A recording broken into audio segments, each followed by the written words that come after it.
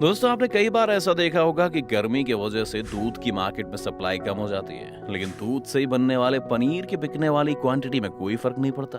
इतना ही नहीं, त्योहारों के समय भी दूध की मांग उसकी खपत से कई गुना तक बढ़ जाती है, लेकिन उस समय भी दूध से बनने वाला ये पनीर मार्केट में धड़ल्ले से बिकता रहता है। एक रिपोर्ट की बात करें तो साल 2019 में जब भारत 17 करोड़ टन दूध का उत्पादन कर रहा था, तब देश में दूध की खपत 64 करोड़ टन थी। यानी ये खपत उत्पादन से लगभग 4 गुना ज्यादा थी।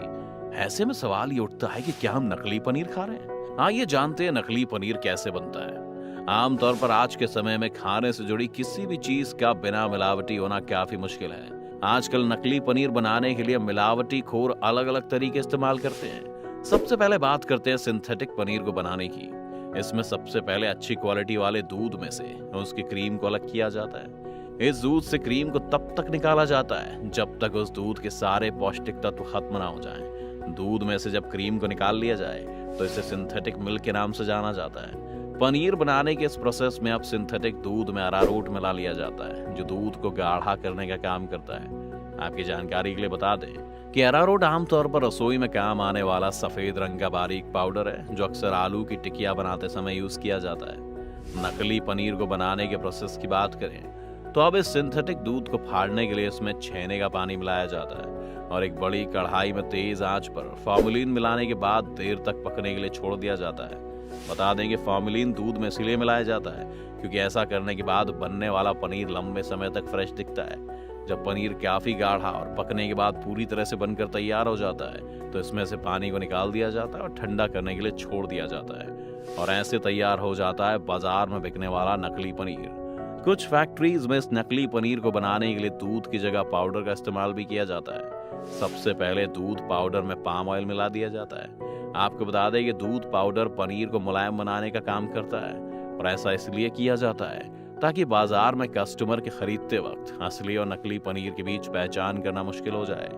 नकली पनीर को बनाने के प्रोसेस की अगर बात करें तो पानी के साथ थोड़ा सा सिंथेटिक दूध मिला दिया जाता है, और इसके बाद इस घोल को बेकिंग पाउडर से फाड़कर तेज आंच पर बड़ी सी कढ़ाई में गर्म किया जाता है। जब ये नकली पनीर गाढ़ा हो जाता है तो इस पनीर में से पानी निकालकर ठंडा होने के लिए रख दिया जाता है, और ऐसे नकली पनीर बनकर तैयार हो जाता है। ये नकली पनीर, जिसे सिंथेटिक पनीर के नाम से जाना जाता है, जो बड़े बड़े होटल्स और रेस्टोरेंट के साथ बाकी जगह सप्लाई कर दिया जाता है, क्योंकि असली और नकली पनीर को देखने भर से अंतर करना काफी मुश्किल काम है।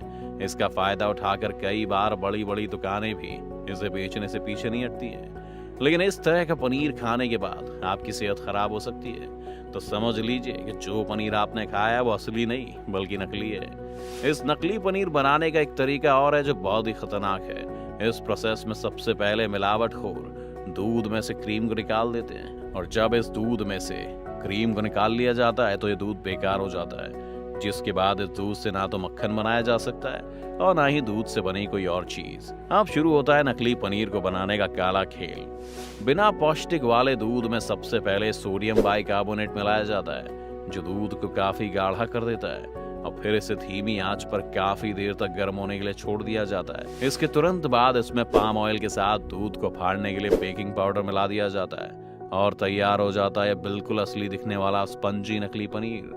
लेकिन एक बात आपको और बता दें कि बहुत से मिलावटखोर ऐसे हैं जो दूध की जगह सिर्फ पानी और रिफाइंड ऑयल मिलाकर भी पनीर बना लेते हैं। वहीं कुछ जगह पर नकली पनीर बनाने में केमिकल वाले दूध का भी इस्तेमाल किया जाता है। इतना जानने के बाद ये तो पता चल ही गया होगा दोस्तों कि मिलावटखोर किस तरह से नकली पनीर बनाकर आपकी सेहत से खिलवाड़ तो कर ही रहे हैं, इसके साथ ही मोटा पैसा भी कमा रहे हैं, क्योंकि 1 किलो इस नकली पनीर को बनाने में सिर्फ 30 रुपए की लागत आती है, और ये पनीर माफिया आपको बाजार में 400 रुपए प्रति किलो के हिसाब से बेचते हैं।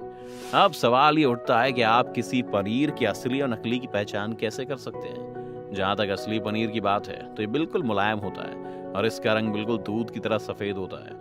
अगर आप इसे स्मेल करके देखेंगे तो इसमें दूध की तरह ही खुशबू आएगी। लेकिन नकली पनीर ना ही दूध की तरह सफेद होता है और ना ही इसमें दूध की तरह कोई खुशबू आती है। इस नकली पनीर का टेस्ट भी बिल्कुल अलग होता है। जब भी आप इस नकली पनीर को हाथ पर रगड़ेंगे तो या तो पनीर दाने दाने में टूट जाएगा या फिर आपको रबड़ की तरह खिंचता हुआ दिखाई देगा।